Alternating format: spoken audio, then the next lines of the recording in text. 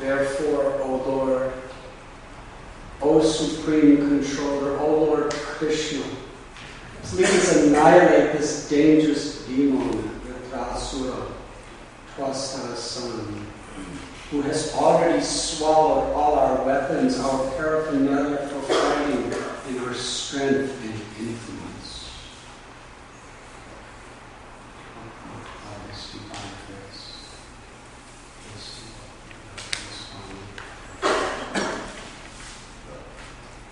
The Lord says in Bhagavad Gita, Namam duskritanor mudha prapadyante naradhama maya pahita jnana asuram bhavamashita chatur vidavajante mam jana sukritanor jana artho jigyasura bharati jnanicha bhartarashava.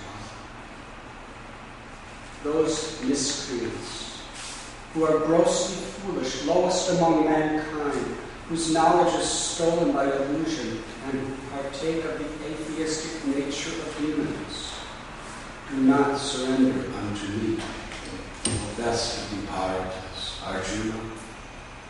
4 kinds of pious men render devotional service unto me: the distressed, the desire of wealth, the inquisitive, and he who is searching for knowledge of the Absolute. The 4 classes of neophyte devotees who approach the Supreme Personality of Godhead to offer devotional service because of material motives are not pure devotees. But the advantage for such materialistic devotees is that they sometimes give up their material desires and become pure. When the demigods are utterly helpless, they approach the Supreme Personality of Godhead in grief and with tears in their eyes, praying to the Lord, and thus they become almost pure devotees, free from material desires. Admitting that they have forgotten pure devotional service because of extensive material opportunities, they fully surrender to the Lord, leaving to His consideration whether to maintain them or annihilate them. Such surrender is necessary. Bhakti Vinod Thakur sings, Maro Vira Kobi Yogi Chatohara. O Lord, I fully surrender unto your lotus feet. Now as you desire, you may protect me or annihilate me. You have the full right to do either.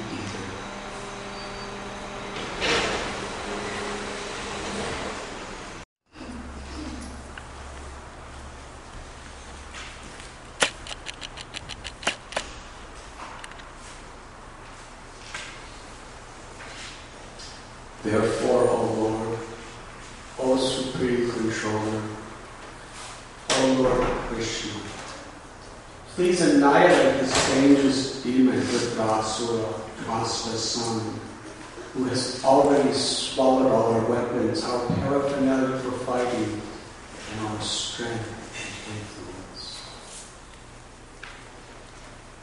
Today we are reading from RNS BHagavatam, Canto 6, Chapter 9, entitled The Appearance of the Demon Vritrasura. Text 44.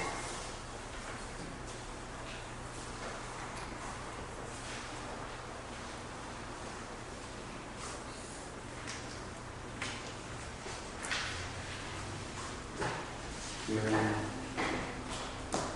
the demigods are continuing their appeal for shelter of the Supreme Lord. Srila Prabhupada writes here, when the demigods are utterly helpless, they approach the Supreme Personality of Godhead in grief and with tears in their eyes, praying to the Lord, and thus they become almost pure devotees.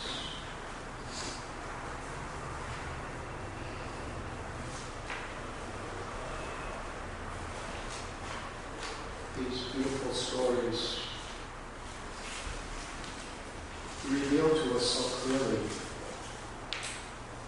the nature of the world that we live in. Padam, padam, yati, padam, yatesh. There's danger at every step. For everyone. It's just the nature of material existence. Dukalayam ashashta. Because everything's temporary. Krishna tells us in Gita, Avnamavu manaloka punaravatam arjuna mamaheti punar punar jarmana. From the highest planet, Brahmaloka, down to the lowest planet, Mataloka, essentially, there will be suffering. Because everything will perish. And things just can go in so many different ways.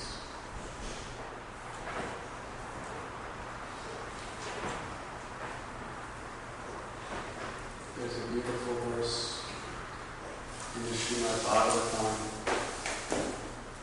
where Lord Rama, after waking up, being asleep, he has to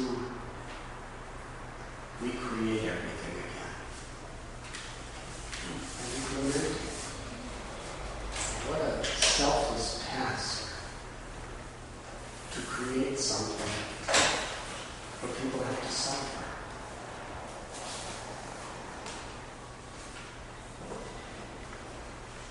But then he realizes that the purpose of creation is enlightenment, self-realization.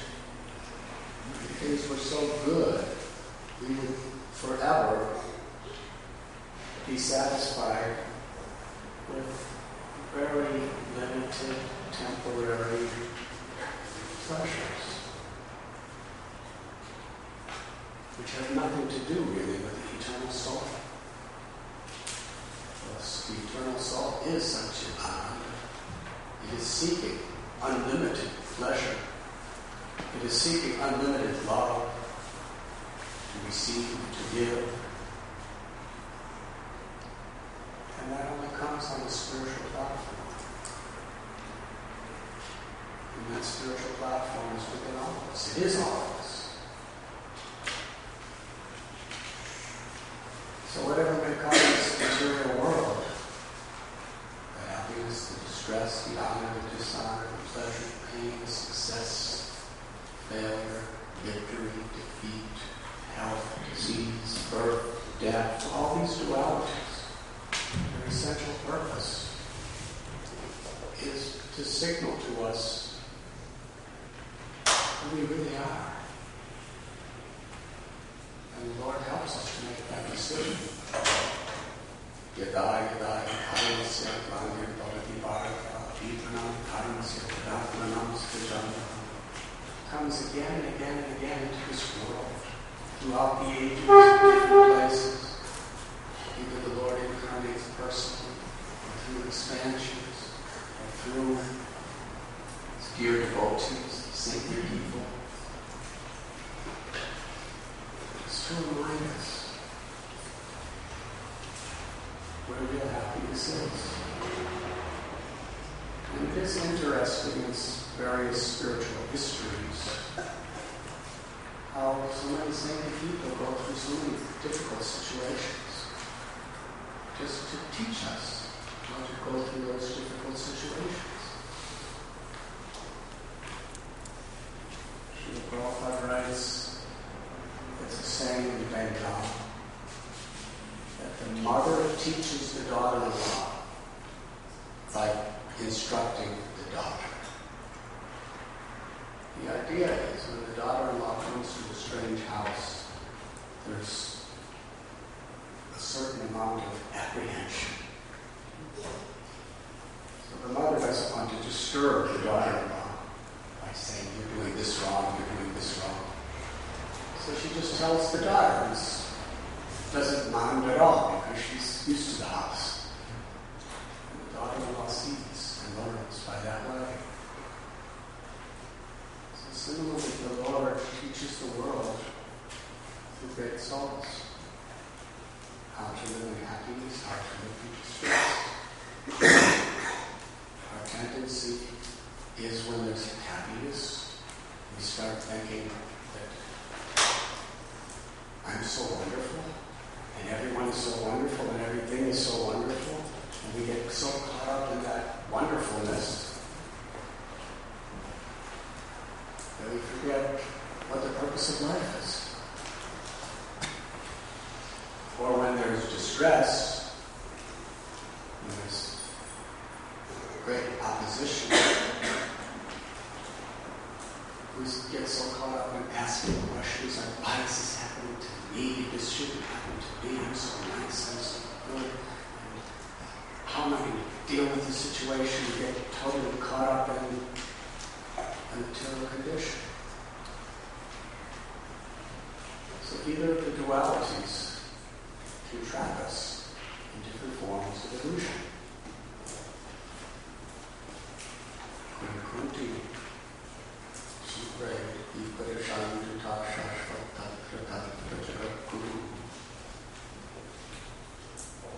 when calamities come, there's no one but you, my Lord.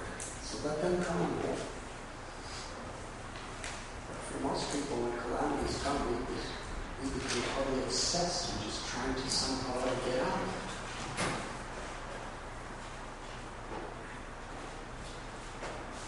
So therefore, we understand through the lives of great personalities, through the essential teachings, which is telling us how material nature works and why it works this way.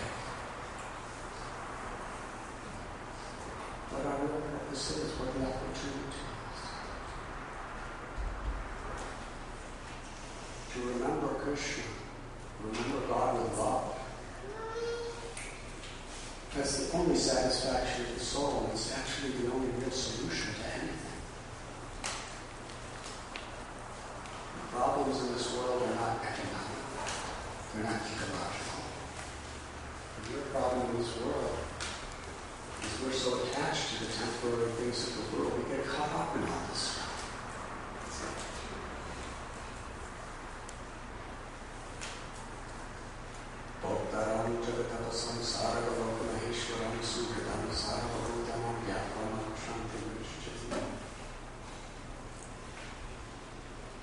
And one can attain peace when one simply accepts that the Supreme Lord is the proprietor of everything.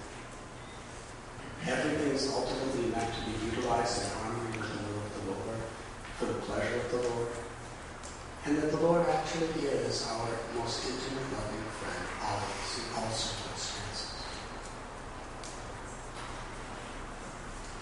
The difference between a transcendentalist and a ordinary entangled person is not the physical things around them of what happens. It's simply how they respond.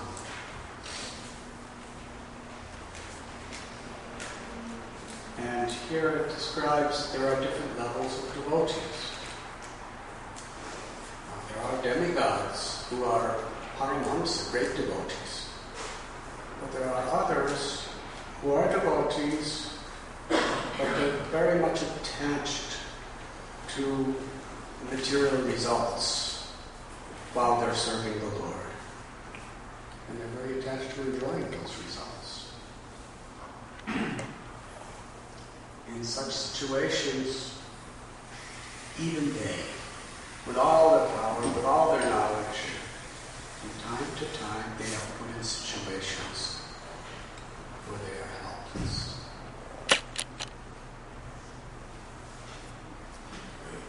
They become oftentimes prisoners of the success, the prosperity of their good karma.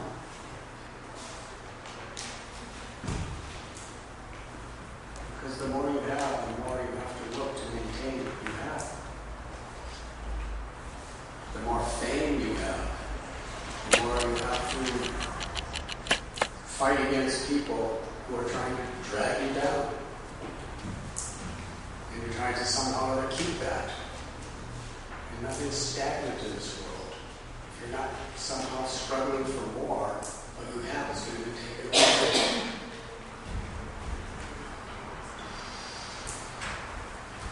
That holds true with our health also. You don't just get healthy and then leave it at that. You exercise regularly. You have to eat regularly. You have to always be struggling against disease, struggling against complacency. To be healthy, you have to keep working on it. To be wealthy, you have to keep working on it. Whatever it is. The material world is like a downstream. The stream of the river of material existence is always going down. If we want to stay where we can't just stay where we are. We have to struggle to go up. Otherwise, we naturally go down in every situation. In due course of time. Demigods are such a good example, as they are hundreds and thousands, if not millions of times more powerful than any of us. And yet they struggle with the same things that we do, but on a much higher and broader dimension. So it's not that these things change by any material or spiritual endeavor. But what does change through our spiritual endeavor is our consciousness.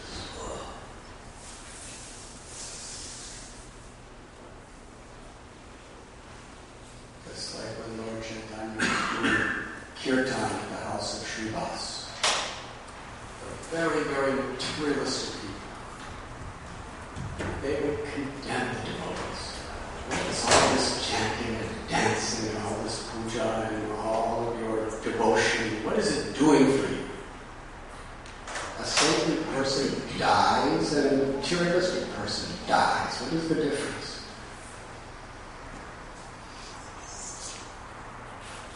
Interesting, because in all great spiritual traditions, very early days are the disappearance days of saints, great self-realized souls.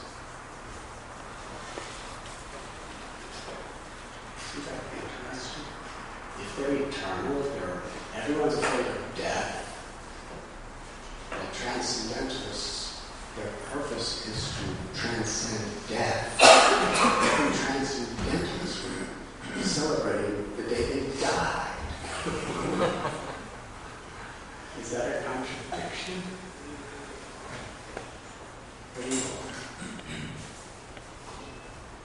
They shouldn't have disappearance.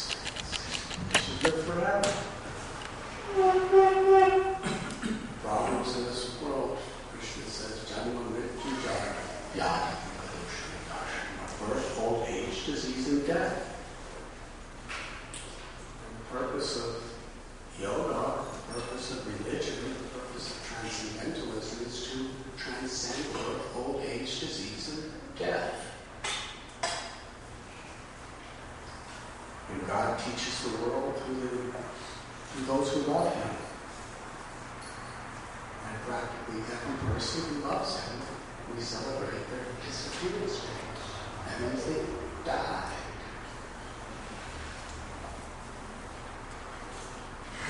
But there's a complete difference between how they die and how others die.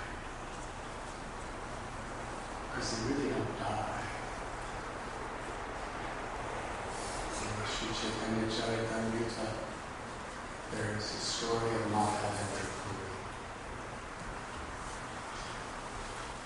He was very old. His body was very worn out by living in this world for a long time.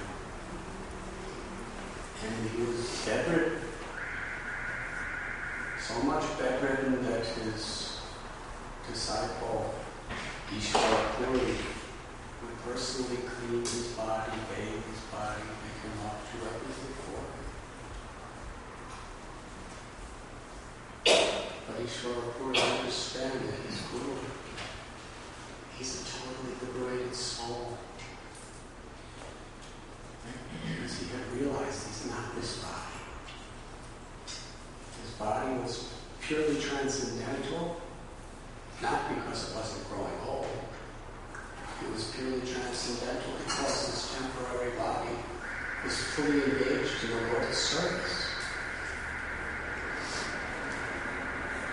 Bhakti was to transform material energy into spiritual energy through the purpose in which you use things.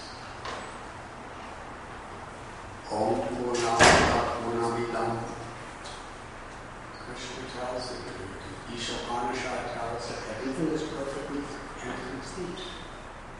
Because everything is emanating from the absolute truth who is perfect and complete.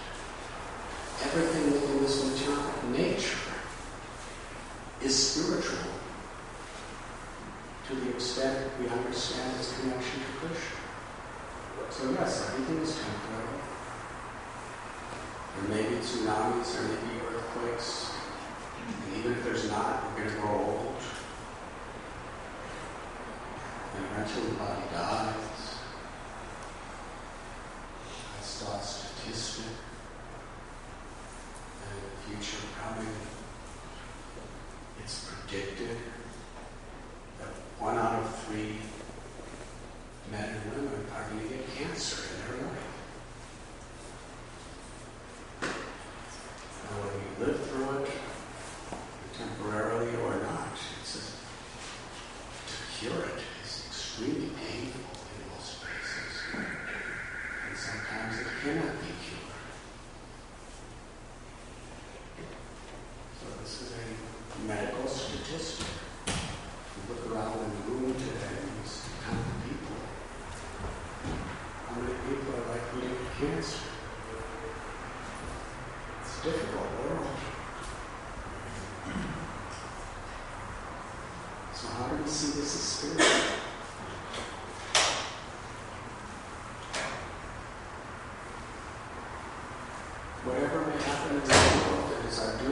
our bodies, to keep the environment, to keep everything as pure and as wholesome as possible, because it's God's property.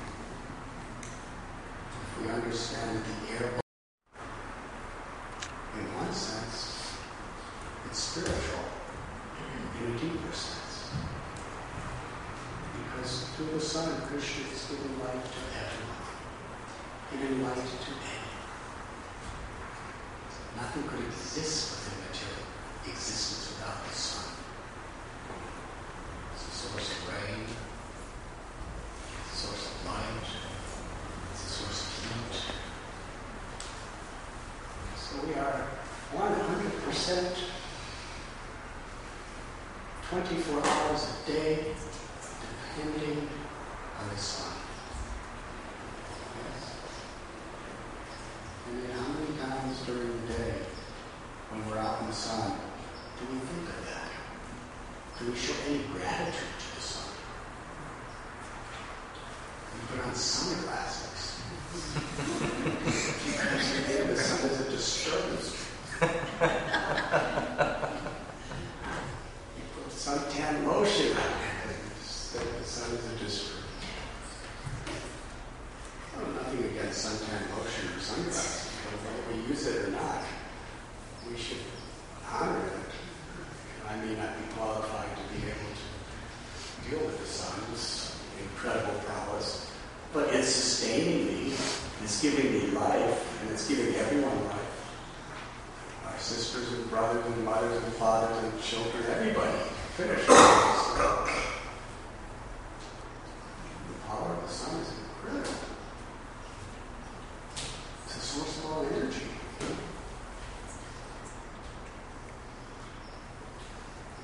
cook, we heat ourselves with wood. There's wood. The fire within wood is because of the sun, because the energy of the sun is absorbed in that wood. And when you light it, you just bring out that energy. When that wood goes into the ground, for millions of years, it becomes coal. It's just seasoned wood underground. And that coal hasn't seen the ray of sunlight in thousands of years. But yet the sun is so within it. The energy of the sun. You light it and it makes fire.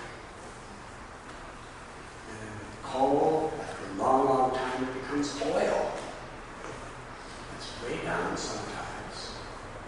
But is it just the energy of the sun is so powerful?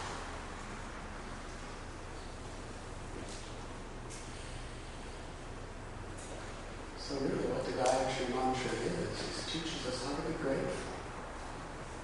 How to be grateful for the grace of God in such an obvious place as the sun. Because most people, they go through their entire life and never even recognize God's grace coming in the form of the sun. And Surya Narayana means the Lord is actually within the sun, giving us life, giving us light. Means everything materially.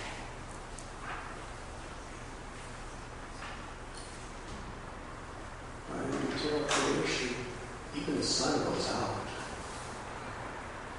It's like the avatars of the Lord come and go from our vision. But the grace of the Lord is eternal. The presence of the Lord is eternal. And the presence of the soul as our essential true being is eternal.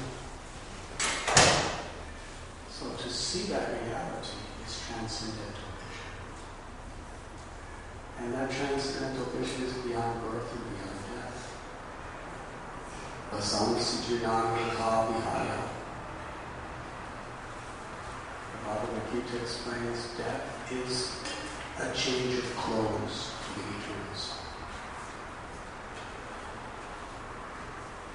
Now, just because we have to change our clothes, it doesn't mean we don't take care of our clothes. In spiritual life, you're supposed to wear clean clothes.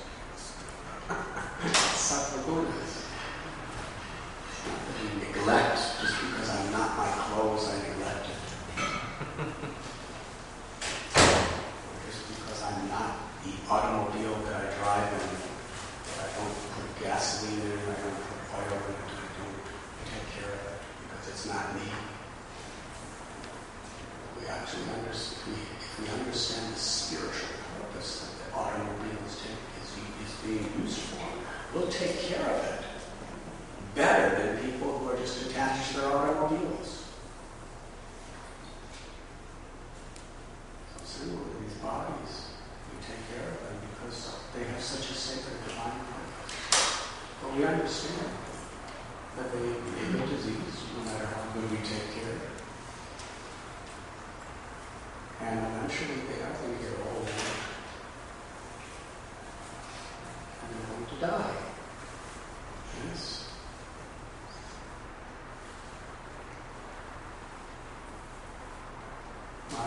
Boy, when he was on his deathbed, he was crying out in separation from Krishna in the ecstasy of love.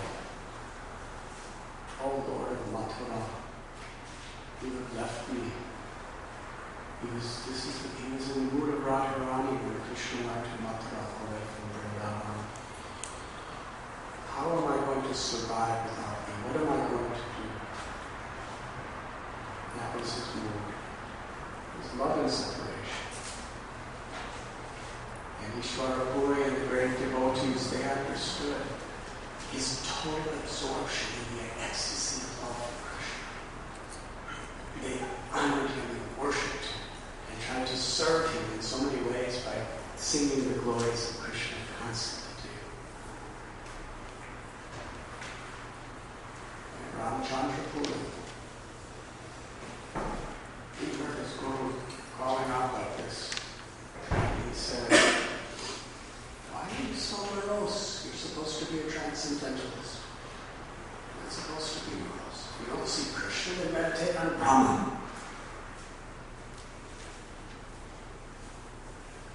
He couldn't understand. He was seeing his guru from a totally materialistic perspective.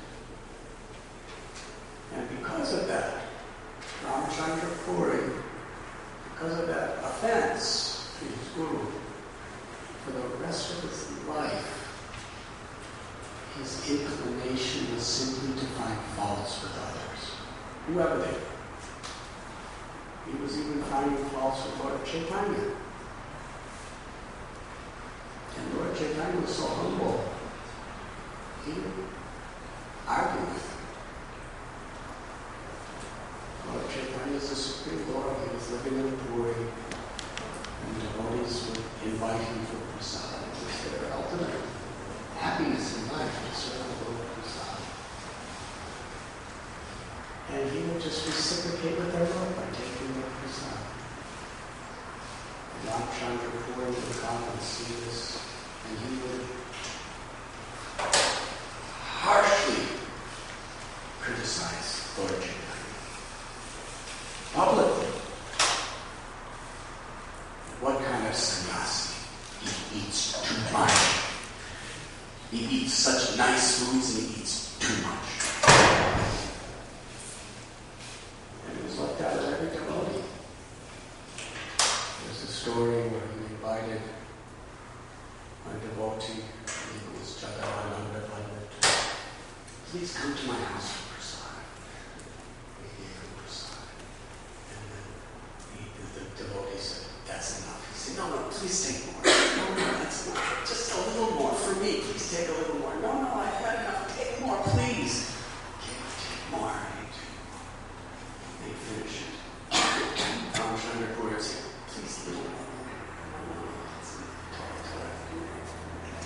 Right. No more. A little more. Please. Okay, I'll take it. Then Ramchandra started screaming at him. You're just like Lord Chaitanya. All of you devotees, you eat too much. Abominable, disgusting, horrible. And he'd spread around. The devotees are just attached to their senses, eating too much. That was his enjoyment. That was actually how he found pleasure in finding faults with others. Bhaktisiddhanta Saraswati Thakur said, the only reason that someone looks for faults in others is because they are honeycombed with so many faults themselves.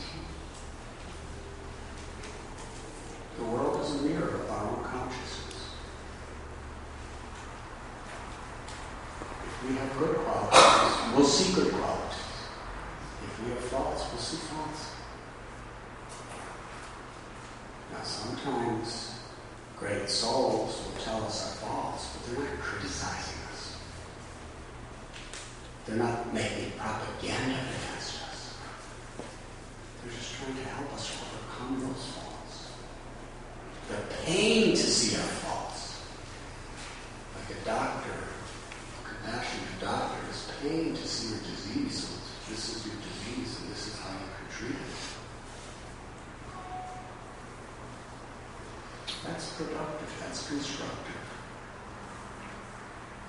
But without that spirit to simply find faults with others, like Ramchandra Puri, it means there's something really... If we have that propensity,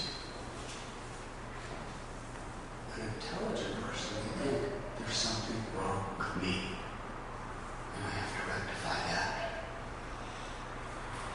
That common saying, when you put your finger towards somebody, there's three pointing toward you. So some people just look at that one finger and think everything is about you. Shishupal, he could only see faults in Krishna. There were no faults in Krishna. But because Shishupal had so many faults, he would see them in Krishna. He would see them in everyone. So Ramchandra Puri would be, he'd come into Lord Chaitanya's room and start chastising him for eating too much. And Lord Chaitanya didn't argue. He told all the devotees, I'm eating too much. Ramchandra Puri said, I'm eating too much. From now on, I'll only take 1/3 portion, and I'll just eat some boiled rice and some boiled vegetables. And the devotee said, no, we want to give you mapuras, and we want to give you so many nice rices and nice sabjis and everything, and sweets and cakes and Jagannath. This is Jagannath Prasad, and we'll make it for you. And the Lord said, no, I'll just have some boiled rice and boiled vegetables. And just this much. And the devotees were in great pain. Lord Chaitanya said, Ramchandra Puri is my friend. He's helping me. He's helping me to become detached. Well, this is the difference. What difference? One is finding fault in somebody that has no fault. And the other is finding good in someone that has nothing but faults.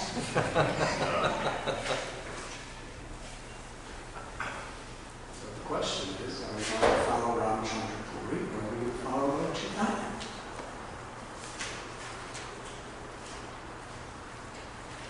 And the devotees, they wouldn't say anything against Ramchandra Puri either because Lord Chaitanya was so respectful.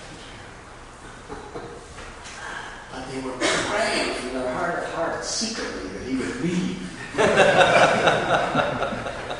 So that Lord Chaitanya could eat Mats Prasad and they could feel Mats Prasad and they wouldn't have to always be hearing all this stuff. And eventually he left and everyone was very happy. It was a beautiful lesson.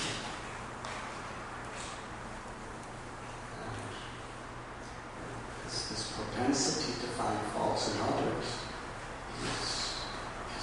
is a result of offenses that we do. And the more we do it, the more we become habituated.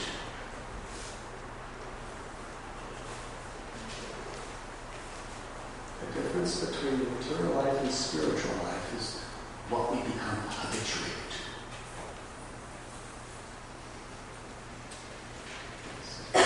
Smoke cigarettes.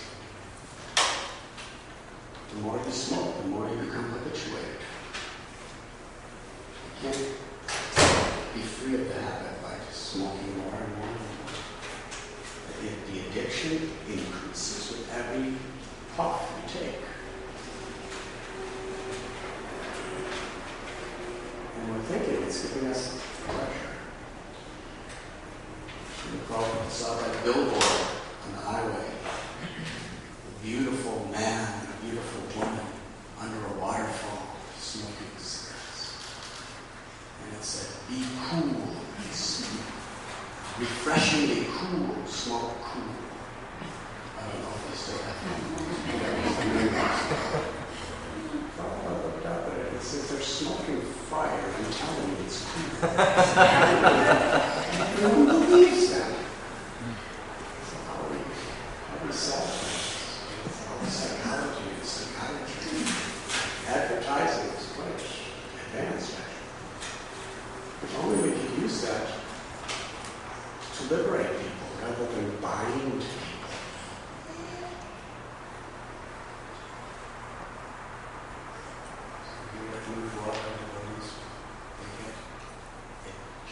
Rise early, dance and sing, do art, come for classes, chant. These are habits that liberate our souls. And if we don't substitute our bad habits with good habits,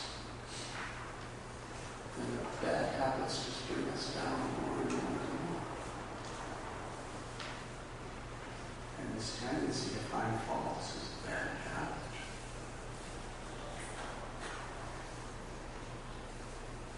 And the human mind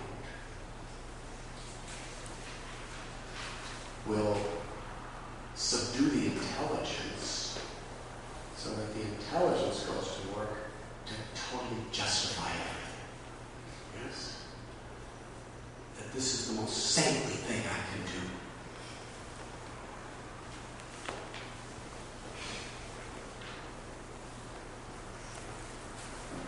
So simply reveal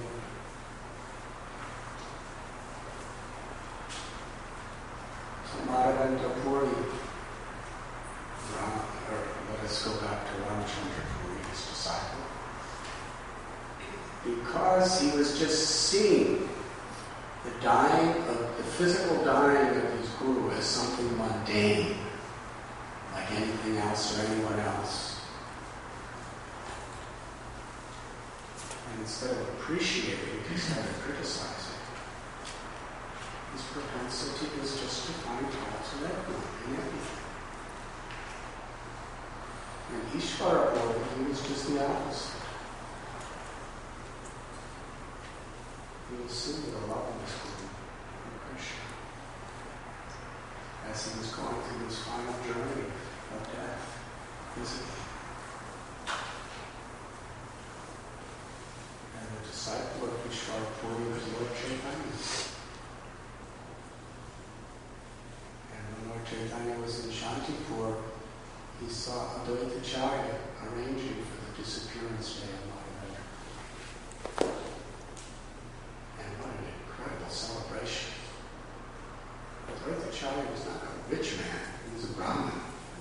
But everything he had, he invested in this ceremony.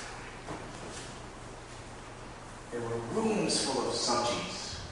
There were rooms full of grains. There were rooms full of flowers. There were rooms full of ghee and milk products from nice protected cows. There were rooms full of coconuts, banana leaves. I couldn't believe what he was saying. And Sachimata, the Lord's mother, came. And she said, I'll take charge of the whole cooking. And others were taking charge of garland making, and others were ornaments. And Lord Nityananda was taking charge of greeting all the guests and washing their feet and making them happy. And everybody was taking responsibilities. And for days and days, everyone was working together for this festival. It was blissful. Because to the degree our service is without selfish desires, pleasure of God and for the pleasure of others brings satisfaction to the heart. Wonderful. And Lord Chaitanya said, anyone who celebrates this disappearance day of Madhavendra Puri, this spirit,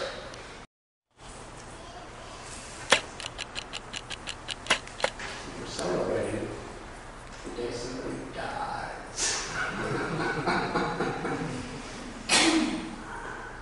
Why is that?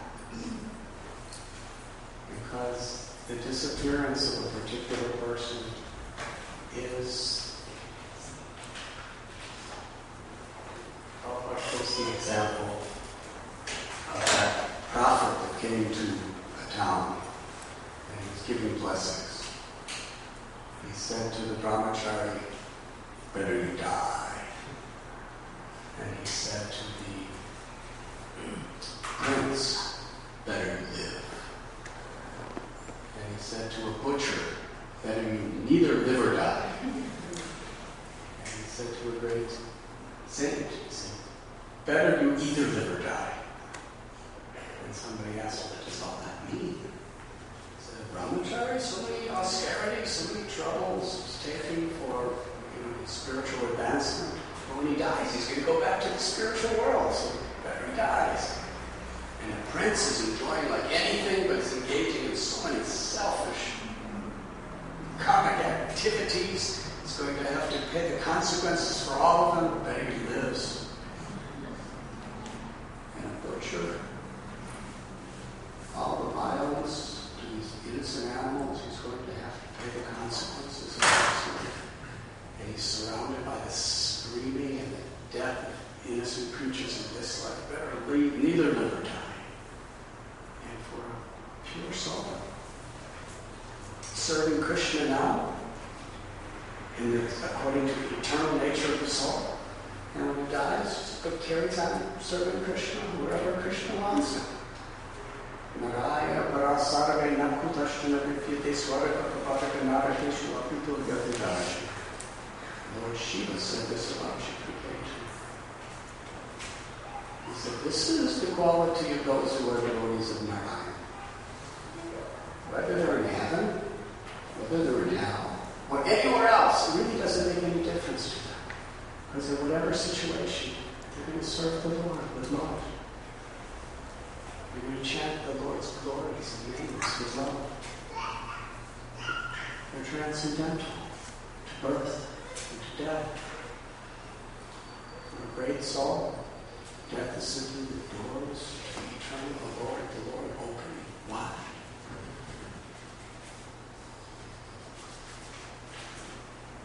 Yes, we celebrate their appearance, and even more so, we celebrate their disappearance.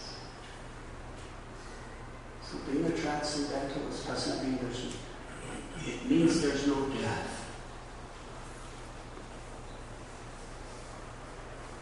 What we call death in this world is simply a change, a transcendental promotion. And is this just based on faith? Some people try to analyze things psychologically, that because death is for everyone, and nobody wants to die, because it's the end of our existence to people who have materialistic conceptions. It's the end of our identity. Therefore, throughout the ages, we create all these different things to give us hope. That there's an afterlife, that there's heaven, there's a Vaikuntha. Just so that we can be happier in life without having to worry about death so much.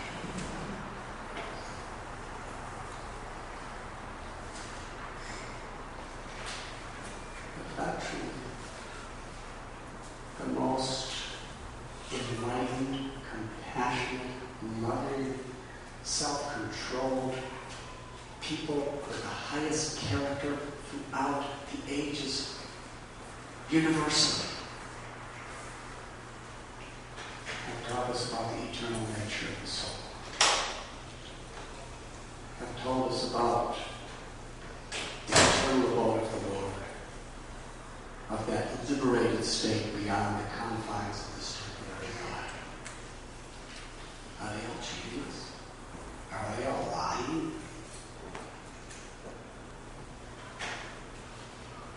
The Lord reveals it.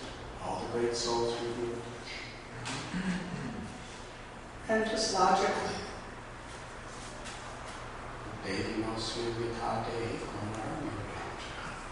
Krishna says the embodied soul is passing through so many different incarnations in this very life.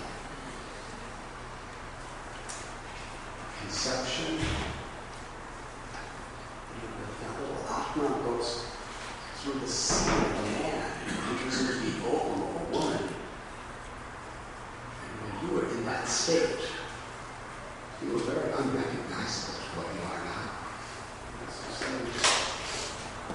photograph of you in that state. I don't know, just a little, your body was very,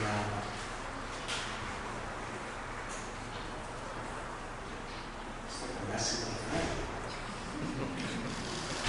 You can see it. And then you grow. Eyes, ears, heart, lungs, hands, feet. And now you can speak, you can see, you can hear, you can do something. You can save the world, destroy the world. You can do so many things. From childhood to youth, old age, the same witness, the same soul, the real you is experiencing life. Materially, everything's always changing. The soul is witness. And in the same way we're changing, the soul is the witness, constant witness through all the changes of this life. When this body is no longer fit, the soul moves on. According to the choices we make and the consciousness we develop in this life. And it's beautiful. It's absolutely beautiful. So whoever we are, there's going to be beautiful things and there's going to be ugly things. There's going to be justices and injustices. There's going to be pleasures and pains. It's the nature of this existence. And the purpose of this existence is to realize who we are and help to make the environment around us as conducive as possible, as pleasing as possible, so that other people can also make that, so that everyone else can also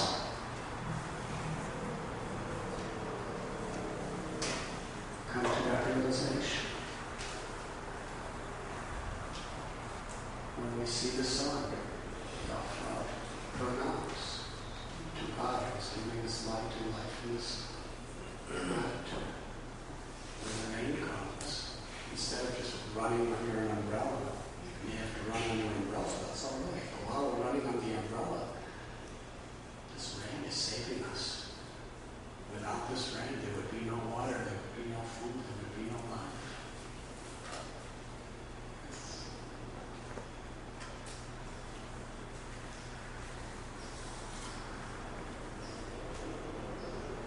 And when disasters come, because disasters just happen in this world,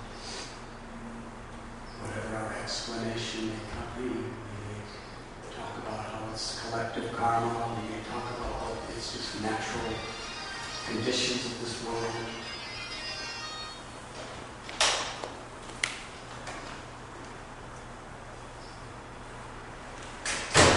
But if we remember God in a disaster, we become liberated. If we try to help people who have suffered from a disaster, we become liberated.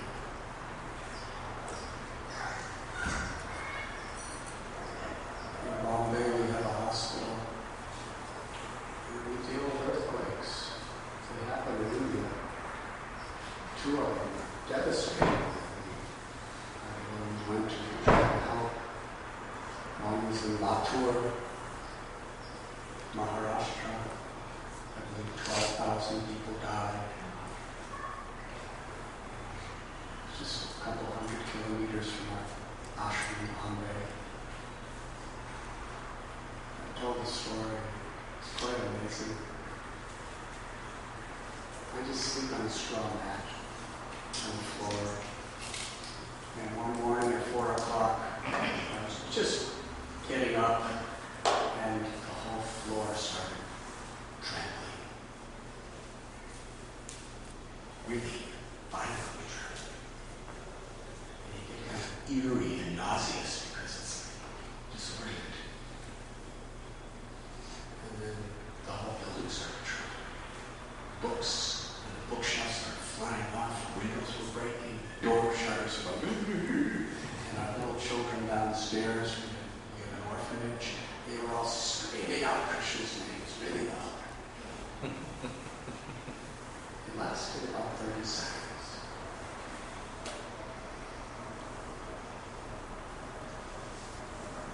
And just a couple hundred kilometers, just 150 miles, whatever it may be from our temple, 12,000 people died in that 30 seconds. And hundreds of thousands lost relatives, lost all their property.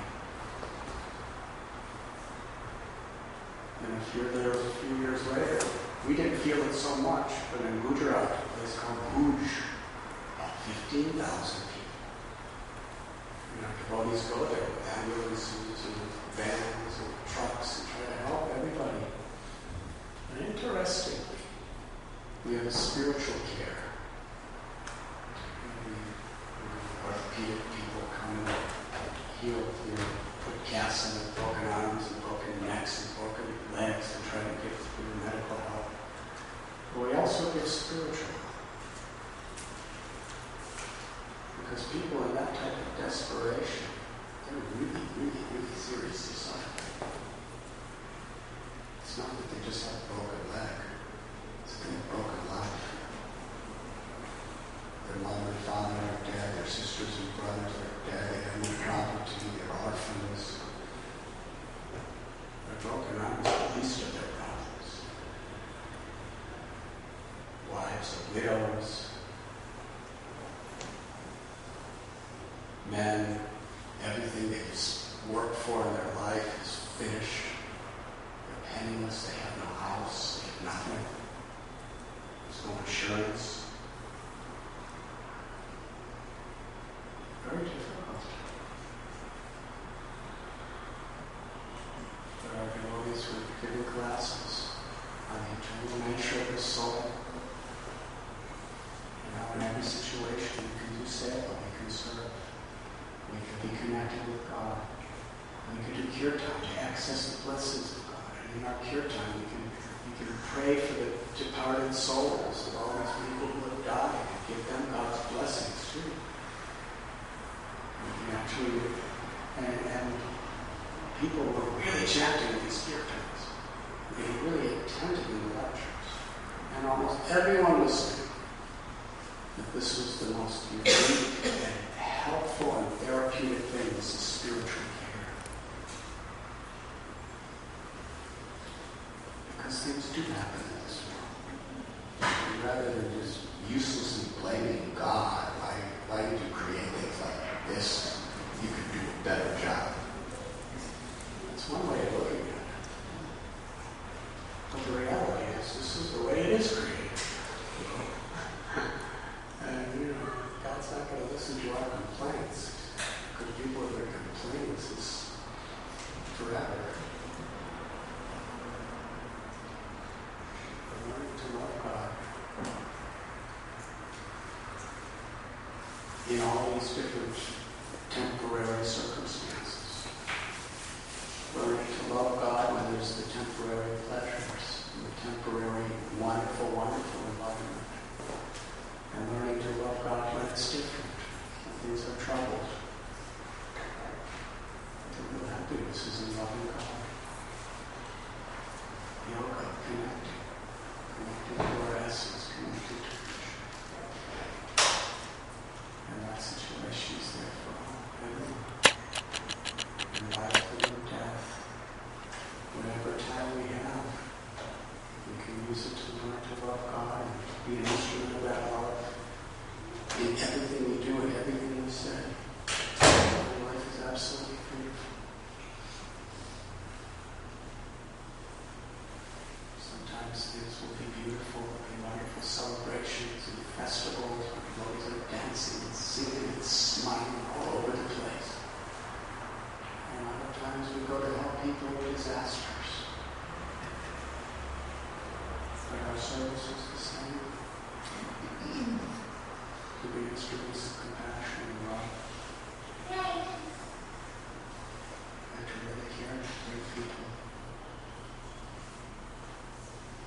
And to that state of happiness which is transcendental. So celebrating disappearance days is very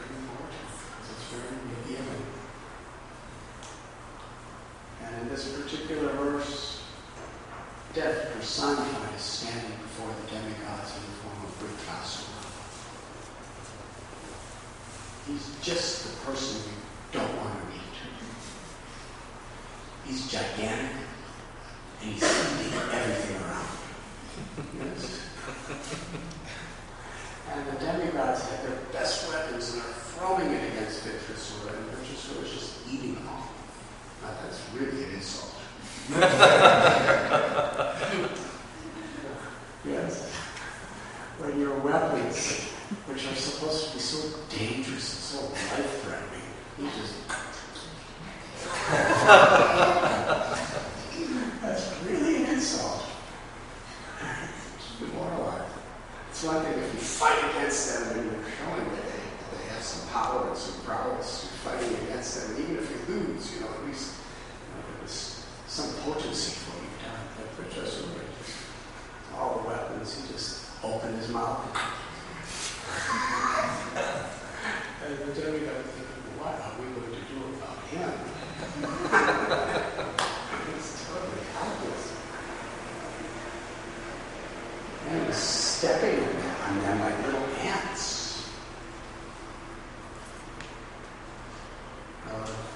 Demigods, they're multi-billionaires with really strong, healthy bodies that last a long time. And they have a tremendous amount of control over others. But yet, they're in a situation that's helpless. And in that total helplessness, we realize there's nothing we can do to solve this problem.